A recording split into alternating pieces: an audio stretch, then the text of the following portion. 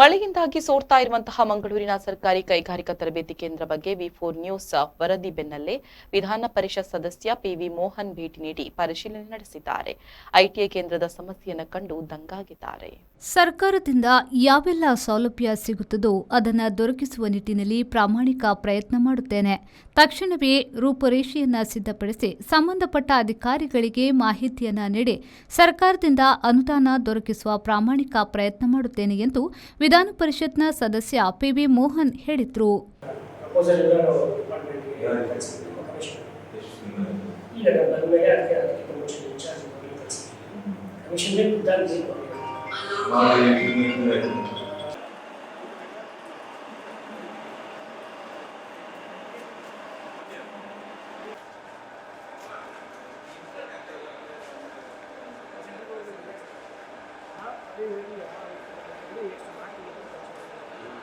ಇಲ್ಲಿಕ್ಕೆಲ್ಲ ಇದೆ sir, channel ಏನಾಗಿದೆ, channel ಕಡೆಯಿಂದ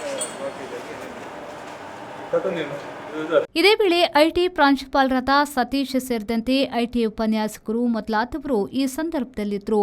ಐಟಿಐ ಕಟ್ಟಡದ ಮೇಲ್ಚಾವಣಿ, ತರಗತಿ ಕೋಣೆಗಳು ಮತ್ತು ವರ್ಕ್ಶಾಪ್ಗಳು ಮಳೆಯಿಂದಾಗಿ ಸೋರುತ್ತಿದೆ.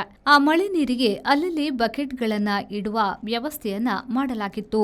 ಹಳೆಯ ಕಟ್ಟಡಗಳು ಒಂದಕ್ಕೊಂದು ತಾಕಿಕೊಂಡಿದ್ದು ಮಳೆಗಾಲದಲ್ಲಿ ನೀರು ಒಳಗೆ ನುಗ್ಗುತ್ತಿವೆ.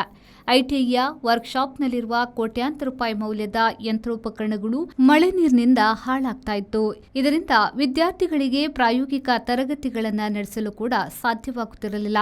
ಎಲ್ಲದಕ್ಕಿಂತ ಆತಂಕಕಾರಿ ವಿಷಯವೆಂದರೆ ತರಗತಿಯ ಗೋಡೆಗಳ ಮೇಲಿರುವ ವಿದ್ಯುತ್ ಸ್ವಿಚ್ ಬೋರ್ಡ್ಗಳ ಬಳಿಯೇ ನೀರು ಸೋರ್ತಾ ಇತ್ತು. ಈ ಪ್ರತಿಷ್ಠಿತ ಸಂಸ್ಥೆ ಸಾವಿರಾರು ಬಡ ವಿದ್ಯಾರ್ಥಿಗಳಿಗೆ ಉದ್ಯೋಗದ ದಾರಿಯನ್ನ ಕೂಡ ತೋರಿಸಿದೆ. ಆದರೆ ಸದ್ಯ ಮೂಲಸೌಕರ್ಯದ ಕೊರತೆಯಿಂದಾಗಿ ವಿದ್ಯಾರ್ಥಿಗಳ ಭವಿಷ್ಯ ಹಾಗೂ ಜೀವಕ್ಕೆ ಕುತ್ತು ಬಂದಿದೆ. ಈ ಬಗ್ಗೆ ವಿ4 ನ್ಯೂಸ್ ಸಮಗ್ರ ವರದಿಯನ್ನ ಬಿತ್ತರಿಸಿತ್ತು. ವರದಿಯ ಬೆನ್ನಲ್ಲೇ ವಿಧಾನ ಪರಿಷತ್ನ ಸದಸ್ಯರಾದ ಪಿವಿ ಮೋಹನ್ ಅವರು ಭೇಟಿ ನೀಡಿ ಪರಿಶೀಲಿಸುವ ಮೂಲಕ ವಿದ್ಯಾರ್ಥಿಗಳಲ್ಲಿ ಆಶಾಕಿರಣ ಮೂಡಿದಂತಾಗಿದೆ. ನಾಗೇಶ್ ಕಾವೂರು, ವಿ4 ನ್ಯೂಸ್, ಮಂಗಳೂರು.